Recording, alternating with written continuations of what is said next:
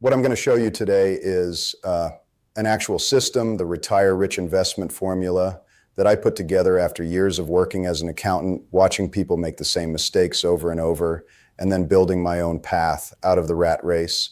3 pillars, real math, no fluff. By the way, I'm Greg. I spent years as an accountant before becoming an entrepreneur. And on this channel, I break down money, business, and wealth building strategies without all the Wall Street jargon. In this video, you're going to learn exactly which accounts to use, which assets to invest in, and in what order to do it so that by the time you're ready to retire, you're not praying your savings hold out. You're living off a system that keeps generating money whether you work or not. So stick around. Let's start with the number everyone throws around, $1 million. If I just get to $1 million, I'll be set. Okay, let's actually look at that. If you retire at 65 with $1 million and follow the standard 4% withdrawal rule, which is what most financial planners use, you can pull out $40,000 a year without running out of money too fast. That's $3,333 a month before taxes. Now add Social Security. The average benefit right now is around $2,071 a month. So you're looking at roughly $5,400 a month total. That's about $64,800 a year. Is that comfortable? For some people, maybe. But if you live in California, New York, Florida, if you've got medical expenses, if you want to travel, help your grandkids, do anything beyond surviving, that number gets tight real fast. And that's assuming your $1 million is even there. Most people are not on track to hit $1 million. Here's the retirement gap I'm talking about.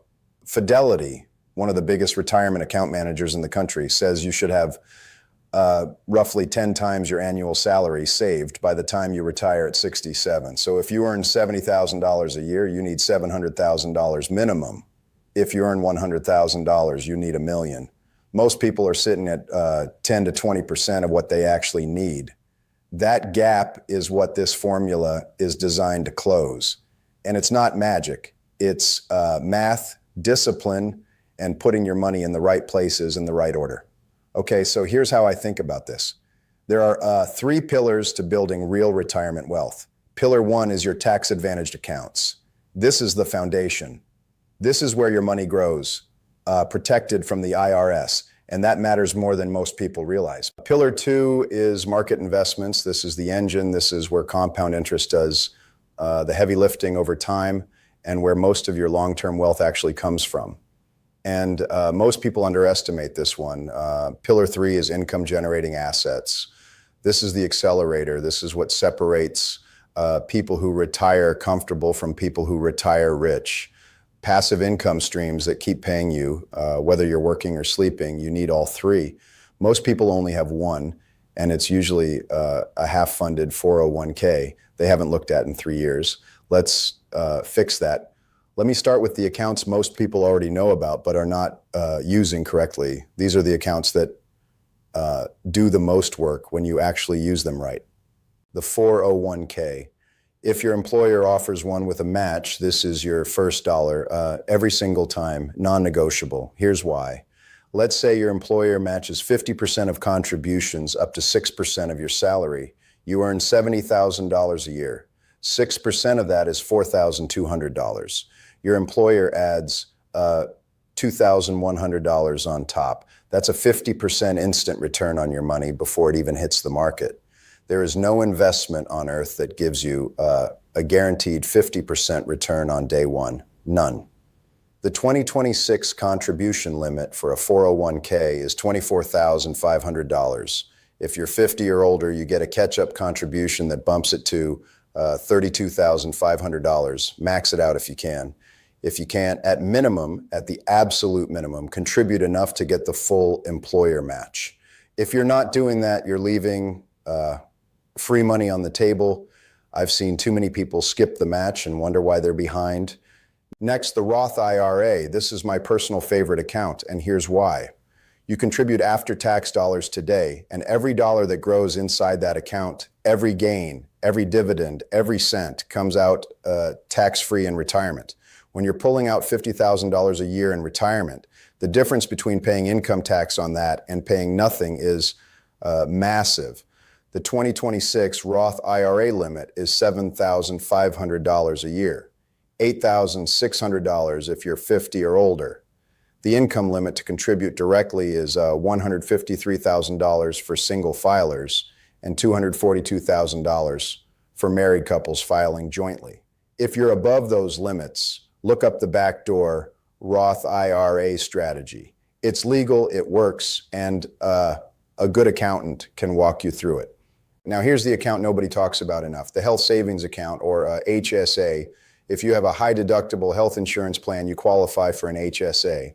And this thing is a triple tax advantage. Contributions go in pre-tax, the money grows tax-free, and withdrawals for medical expenses are tax-free.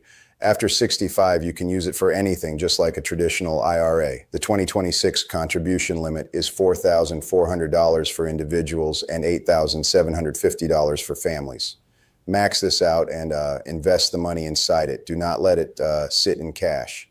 My recommended sequence for where your dollars go first: employer 401k up to the full match, then max your Roth IRA, then max your HSA, then go back and max your 401k.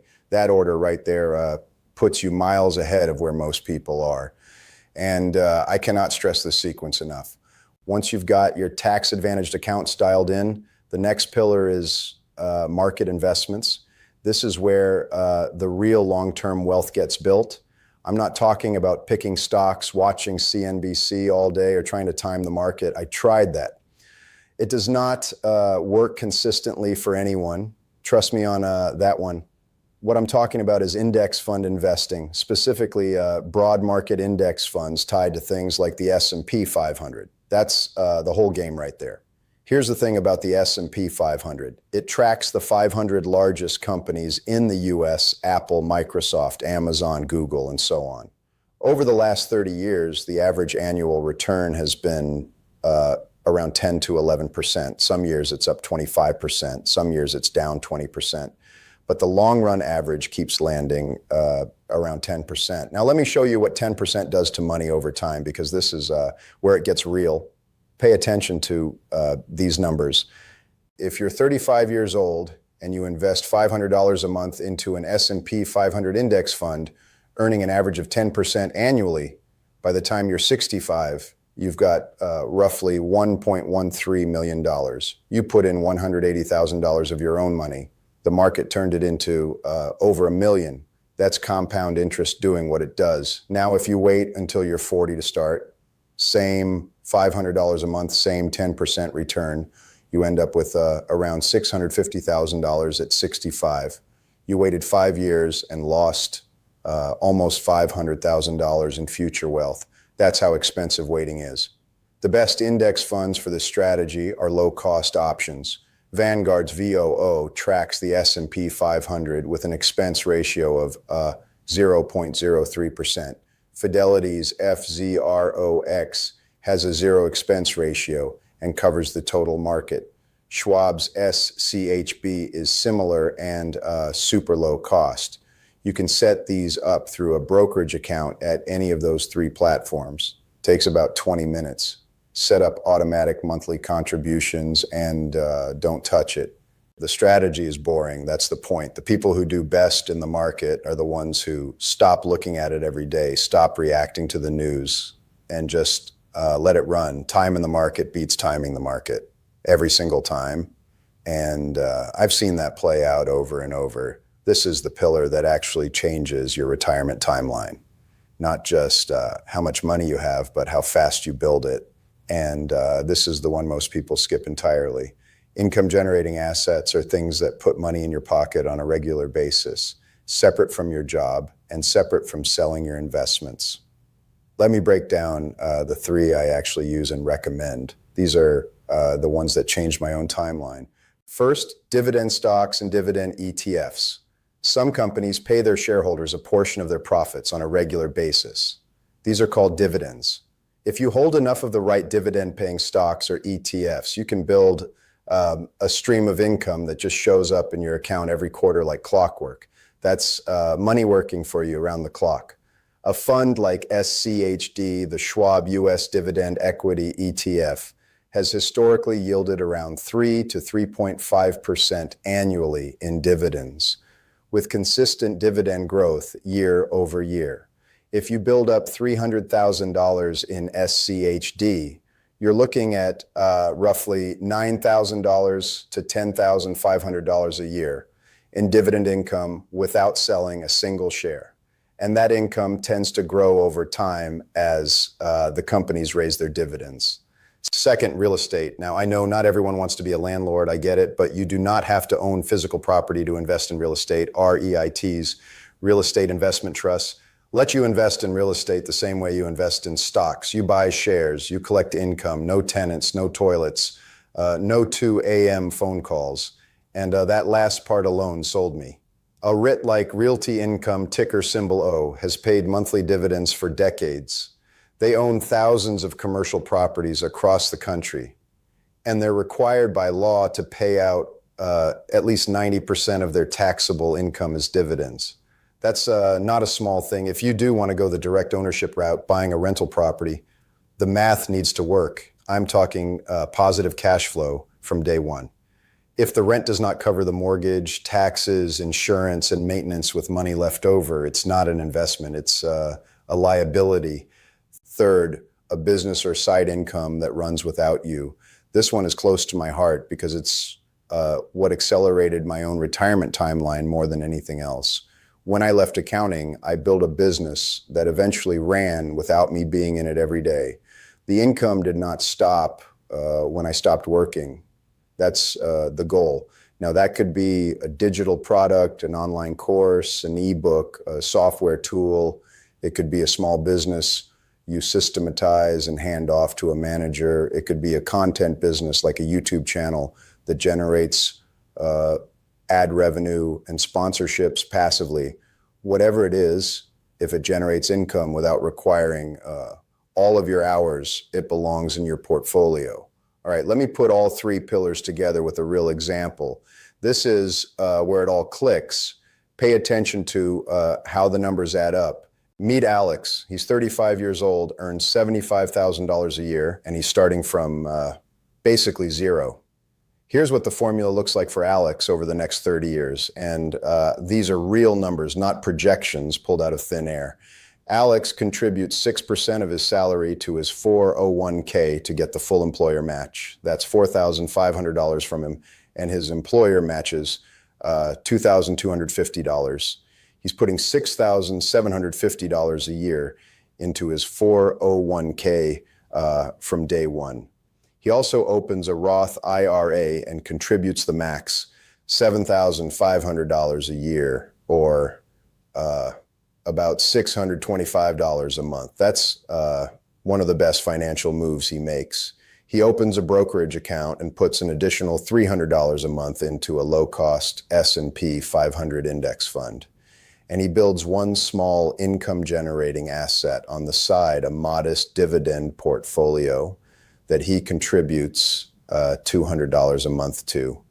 That's 4 streams working at the same time. Let's run the math at 30 years, assuming an average annual return of 10% across his investments.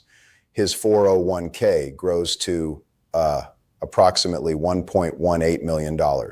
His Roth IRA hits around $1.27 million tax-free.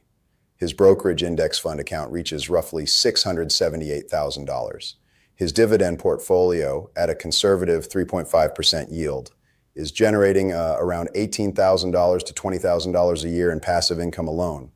We're talking about a total portfolio approaching or exceeding $3 million by the time Alex is 65, starting from zero at 35 on a $75,000 salary, not because he made a killing on some hot stock tip, because he used the formula, stayed consistent, and let time do the work. Now is everyone's situation exactly like Alex's? No. But the pillars work whether you're starting at 30 or 50. The numbers just look different. The principles are the same. Real quick, let me hit the 4 mistakes I see people make that blow up everything we just talked about. These are the ones that hurt the most to watch. Mistake 1, starting late. I already showed you the math. Waiting 5 years from age 35 to 40 cost Alex nearly $500,000. Every year you wait has a price tag. The cheapest time to start was yesterday. The second cheapest time is today. Mistake 2, cashing out your 401k when you switch jobs. I've seen this so many times and it hurts every single time. You leave a job, you got $30,000 in your 401k, and instead of rolling it over into an IRA, you cash it out. Now you owe income tax on the full amount plus a 10% early withdrawal penalty. You walk away with maybe $19,000 instead of $30,000, and you lose all the future compound growth on that money. Roll it over, always. Mistake 3, lifestyle inflation eating your gains. You get a raise, and instead of investing the difference, you upgrade the car, the apartment, the wardrobe. Look, I'm not saying never enjoy your money, but if every raise gets spent before it hits your brokerage account, you're running in place. Automate your investment contributions so they increase every time your income increases. Mistake 4, not rebalancing. Over time, some investments grow faster than others, and your portfolio drifts away from your target allocation. If you set a strategy, check it once a year and rebalance.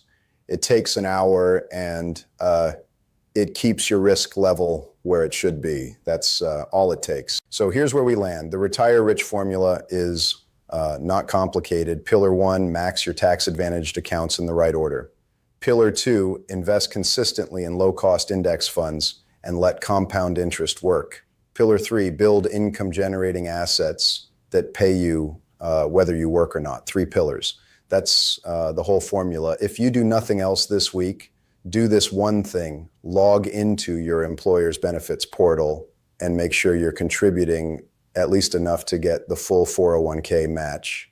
That one move done today is worth thousands of dollars over time. Do it, and do it today, not next week. If this video was helpful, hit the like button. It takes 2 seconds and it helps more people find this video. There's a lot more coming on this channel, so stick around. Subscribe if you haven't, and I'll see you in the next one.